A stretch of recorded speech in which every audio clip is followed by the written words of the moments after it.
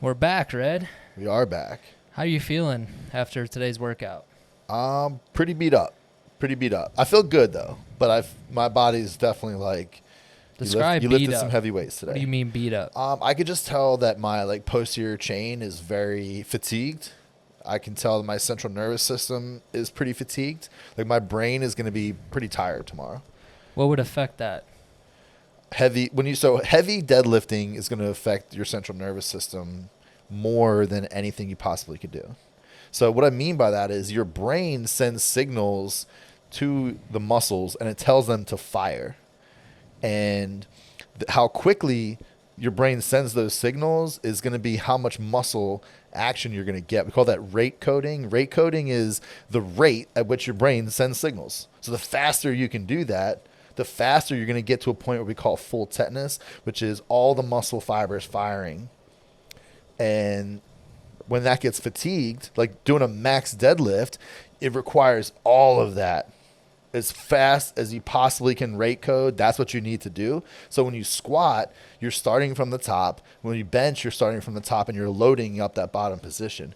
Where a deadlift, you're starting from nothing. So it goes from zero rate coding to So yeah, it's if very I'm not fatiguing. mentally prepared for a deadlift, it's gonna kill me. Yeah, I got For sure. smacked. It'll humble you. I got smacked Yeah, today. what was up with that? So hang on, being fatigued, for your central nervous system being fatigued is your brain's inability to continue to push signals at the fastest rate possible. So tomorrow, my brain's gonna be pretty tired. I'm not gonna be able to send signals to the muscles as fast as I did today. So I failed. This was sumo deadlift. I failed 585. And I was like, I got to a point where I could feel it just about to break, but I'd already made the decision in my mind of like, I'm not going to make this lift. So if I were to continue to push, if my brain were to send more signals to the muscles, the bar would have broken. So what's happening is my brain is getting more and more muscle fibers in my body to fire to produce more force to overcome the ground. And if I were to do that, the bar would have went up. But I'd already chosen to kind of shut things down. But once before I started to feel it break. And then I just got like, okay, I need to get serious. I need to really battle this out. I kind of got a little bit hype. And then I came back and hit it for 3. So Yeah, obviously I was strong enough to do it. The muscles were strong enough to do it. Yeah. So why didn't it happen? It's because the brain wasn't as involved as it needed to be. Yeah, I did not expect today to go the way it did. Yeah, you That's for smashed sure. it. Yeah, I mean, I was expecting. I said 5. You said, how much you gonna do today? I said 5 plates. Yeah, I was And- like, that's not nearly enough. That's what I was having the same issues with my brain. Just was lacking. Yeah. Yeah, But you was hit slow. 600 first time. I did 600. Ooh, Yeah. ooh, 600 club. Proud of you, my man. That's a big That's club a big to be in. club. Yeah, Separates you from a lot of people. yeah. 585 is a cool club, 6 It's plates. a cool club. Yeah, 6 But plates. 600. Actual 600, it felt really good. I knew it was happening. Yeah. When I pulled the 585, I was like, yeah, you that smashed flew 585. up. I was like, damn, So, caught me off guard. This is why powerlifting needs to be done a certain way for the maximum benefits. Is your brain gets tired and you only have so many swings before your brain is fatigued. So that's why we do things exactly the way that we do things is, okay, we can take this many attempts leading up to a max. And if you do too many, you're going to be too fatigued. And if you do not enough, your central nervous system is not going to be prepared enough. So we warm up to a max a very particular way to give us the best results. So if you go from 585, 6 plates, to 600, that's not ideal. You should be making a bigger jump, right? But now we know for next time, because we haven't really done this in a while. yeah. So next Yeah. time you'll be better. You could probably hit more than 600 next time by taking, maybe 565 or 570 and then jump into 605 or 610 or something like that, because you'll be less fatigued, but still a small enough jump to where your central nervous system is going It's to be just the ready to go. fine tuning. Yeah. Fine tune is critically important. Yeah. If you're a competitor, you're a power lifter at a meet, you only get 3 chances. You get 3 attempts. So every single attempt is critically important. That's a lot of people, they underestimate the importance of their first and second attempts. Like, these are all critically important for your third attempt. Or do you see people fumble on like for their first competition of powerlifting. Generally speaking, Yeah. they don't like prepare themselves properly, right? So they lift too heavy, too close to the meet. So they're, like I said, it takes time. So a true deadlift max takes about 10 days to fully recover from a central Damn, nervous system that's- standpoint. Yeah. So if you're lifting heavy 4 days out, like what are you doing? Yeah, they're not lifting maxes, but still 90%, 85%, like it's going to fatigue you.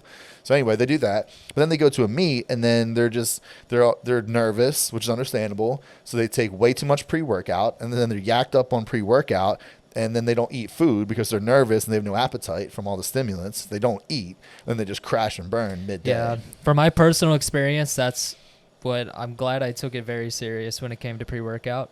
And I had people there that knew what they were doing. So luckily they were like, yo, don't take a full scoop right now. This is not the time. Yeah. Like, because you have to wait so long in between your lifts. Yeah. And, not just the 3 attempts, but also waiting for your, bench, squat, and then deadlift.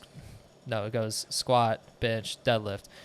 But when you get to deadlift, you feel like you have no more wind, and then you step up and you're like, oh, I'm Yeah, you want to be hyped. building. You want to Yeah. be building as the day goes on, not Yeah. bombing. Because it's like, I think a lot of people don't understand that haven't been to competition. It's long. It's like 6 to 8 hours. It's a long There's another day. Red's an asshole moment where I'm like, the second, dude, when I'm coaching like serious competitors, the second you're done, it's you need to drink this protein shake, you need to eat this food immediately, like simple carbs, Yeah. and you need some protein in you. You don't really like protein is not as important, but if you're gonna be there all day, you should have some whey protein.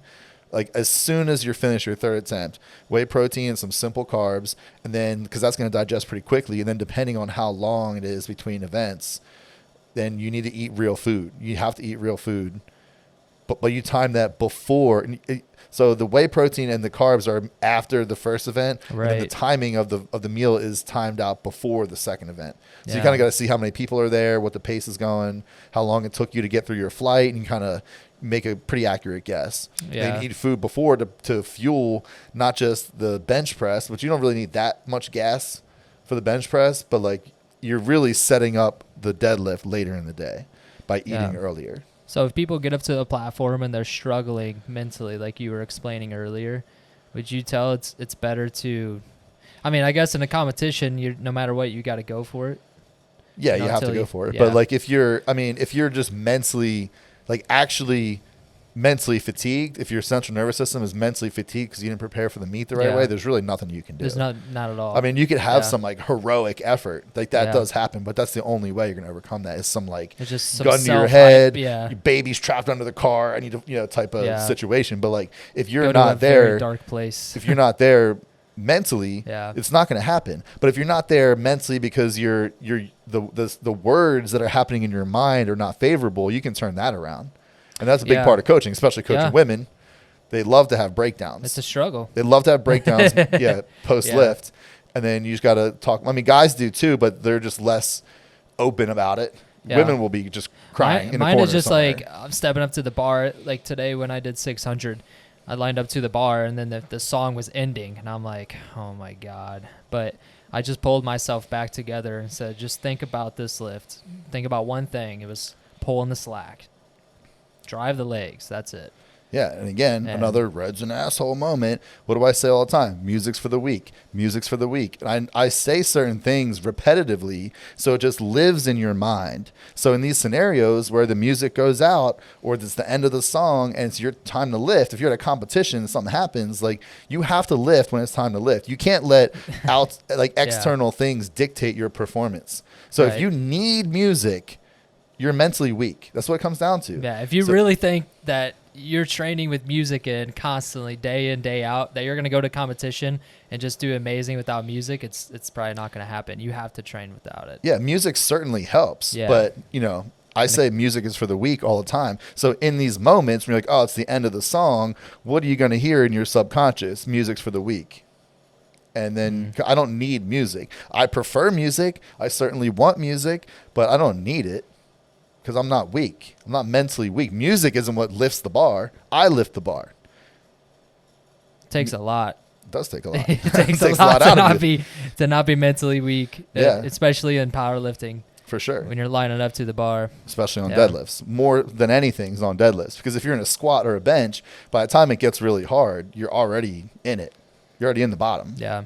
right? So you load it from the top and you come down. Where a deadlift, you don't load anything. You go from 0 to 100. So if you're not mentally pushing the gas pedal as hard as possible, it takes time to get to 100. So with a bench and a squat, that you eat up some of that time by the time it comes down to the descent. But deadlift, you don't. You're going 0 to 100. So you have to turn it all on as hard as possible, as quickly as possible. And that's just a choice. That's a choice. So the thing that I was talking about earlier, when I failed the 585, if I continue to push more and more and more and more and more, I would have broken that the first time. But I didn't. Because in my head, I was like, oh, I got to do this 3 times. I could barely get off the floor. My thumbs were in a weird position on the bar. It was just like things weren't right. You blew me away when you started repping it out. I was like, fuck yeah, let's go. Yeah, Like, no, I knew started to that get I could hyped. do it. I knew Yeah. that I could do it. I just needed to get serious. Yeah. And I needed to have better confidence in how I feel. You know, it's like if you're like playing beer pong or something and you shoot a ball, you know if it's going in before Yeah. before it, Yeah. before it even leaves your hand. It's the same thing when you're on a deadlift. It's not perfect because it's heavy enough to where like you pretty much have to be perfect. And if it's not perfect, you can feel it right away, and then that takes away from your confidence. So if you're ever lifting super heavy weights, if you don't feel confident, take the step back, do whatever you got to do to get confident. We're talking about 1 rep max, like true 1 rep maxes, especially on deadlifts, because if you're not truly confident, you're just not going to make big lifts. You're not. So it's better to be like, fuck. Well, let me take a step back. Let me take a couple minutes. Let me redo my whole setup. I know that's annoying, but you have a way higher chance of making the lift and being like, well, I'm just going to send it anyway. I'm not confident about it. You just will not lift PR From type deadlift weight. experience, it will not go well. It will never go well. You'll just technically break down, mentally break down, and Yeah, your as brain's soon like no. As you're pulling, like I've experienced it. Obviously, I'm sure you have too. It's just your brain is saying no. Yeah. But you're trying. You're like no. And you have to I'm telling you, override that. brain, yes, and your brain's like, no, dude, you're no. You have to override that. Yeah. So if everything feels right and you're pulling, and then that rate coding is starting to catch up to where it needs to be to produce force that's going to break the floor or whatever it is, break that sticking point. If you feel like you're in a good position, you feel confident, and then you can override that. Where if you know that you're not there, it's hard to override when you really subconsciously know it ain't going to happen. Or it's going to take like a monumental effort. And for me, I was trying to hit that 3 times. So if I was struggling, breaking the floor on the first rep, I was like, there's no way I'm going to get 3. Yeah. What taught you that mental discipline? Well, I mean, I understand the science of how it works, but the mental discipline of understanding how this particularly works in this lift is from just experience of pulling maxes for a million years. But just overall, just mental, I feel like my mental toughness is pretty good. Yeah. But how do you build that? You build that by doing really hard things and suffering. Yeah. The more you suffer and overcome that, the more things that you have in your tool belt. Like, I did that, so this thing isn't as hard. If I can do that, I can do this. It's pretty much what we always explain to new people coming in. It's like, it goes back to grinding. Your mind will be tested. Yeah, your mind will be tested big time. And one thing, if you fail, I can watch somebody, I can tell if they fail mentally or physically, because I've been watching people lift for every single day for 15 years. Yeah. I know what it looks like. So when people make mental weakness errors, I'm going to crack the whip on them infinity times out of infinity, because that's a choice. And sometimes if you just make a physical error, you're just not strong enough. That's okay. I'm not going to get on your case about that, because that's essentially you can work on that. my fault. Yeah. You know what I mean? Like, you need to be stronger. My job is to make you stronger, but I can't make you lift the weight. I can't make you push through these brutally hard sets that you need to overcome to get stronger. I can't do that for you. I can teach you the tools. I can give you the tools, but I can't do it for you. So if you're just like, dude, I was just trying my absolute best and it just wasn't there today. Yeah, it's so understandable. I get it. That's essentially a coaching thing. Okay, if you're not, then the question is, why aren't you there today? Is it the program? Is everybody not here today? Yeah, coach, we're all okay. Then that's my bad. But that doesn't really happen. No. A lot of times it's more like, Yeah. why aren't you here today? Oh, well, I got into a huge argument with my boyfriend or girlfriend. Oh, so your cortisol levels are through the roof and you're not recovered where you need to be. Yeah. Okay. Well, No. I'm not really going to get on your case about that, but like, you know, this happens all the time. Yeah, you're maybe- trying to be a professional athlete, or Yeah. you? Maybe ditch this loser. Yeah. So, I mean, the Oh, reality is if you look God. at Olympians, That's most Olympians are single because Yeah. relationships cause stress, and stress causes an increase in cortisol. An increase in cortisol causes a reduction in recovery. it's Just the interesting you facts. say that. I've never really thought about it till now. That you Plus, say that. If you're in a relationship, if you're an Olympian and you're in a relationship, that relationship has to be second place. And for a relationship yeah. to flourish and actually work, it probably needs to be first place. So, yeah, it makes sense. Like listening to C-Bum talk, you know, he's like, it just sounds like he doesn't want to do it for much longer because he wants a family. You know, he wants kids. He's like pretty much saying, I can't do that. Trying to Can't. be Mr. Olympia. It needs to be all about You're you. working every day, all day. From the time you wake up till the time you go to sleep, and also while you're sleeping, is all about, okay, I'm going to work out as hard as I possibly can. I'm going to put the most amount of stress in my body that I possibly can that I can also recover from. That's what it's all about. Because I can, you know, just bash somebody into the ground, but they're not going to be able to recover from that. So I need to take them as far as I can down, knowing that they're going to recover. So if I have all this recovery stuff planned and you don't do it, the recovery is not matching the stress that I'm putting you through that I can kind of force you through because I'm there in person. I can't like hold your hand through the rest of the day. So if you're not doing, you know, your recovery work, if you're not eating the right way, sleeping the right way, drinking enough water, doing the movement stuff, doing the, you know, our recovery days, if you're not doing that, the recovery is not going to match the stress and you're eventually going to burn out. So when you burn out, it's just, okay, we just need to deload probably, but like, that's just the fast way to get things back on track. But like if we're deloading more than we need to, then that's more training that, you know, over the course of a year or a couple of years, the more times that you stop training when you don't need to, the less likely you are to be successful. Yeah.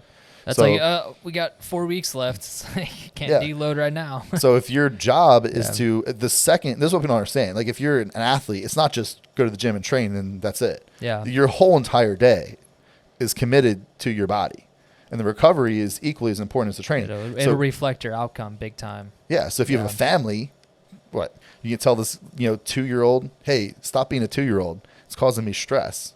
You just, you just can't do that. You know what I mean? You need to have a wife who's like completely understanding. You know, if you're like a power lifter, yeah, it's a hard sell. If you're like, hey, listen, babe, I'm a professional football player. I'm going to make $20 million a year. Here's the deal. You got to take care of this kid until I'm done playing because this is what's understandable. paying the bills. Yeah. You know, in the off Yeah. season, I'll do my thing, but like I'm not waking up in the middle of the night to take care of this kid because I got to sleep because my body just got hit by, you know, a 6'6", 275-pound lineman all day yesterday.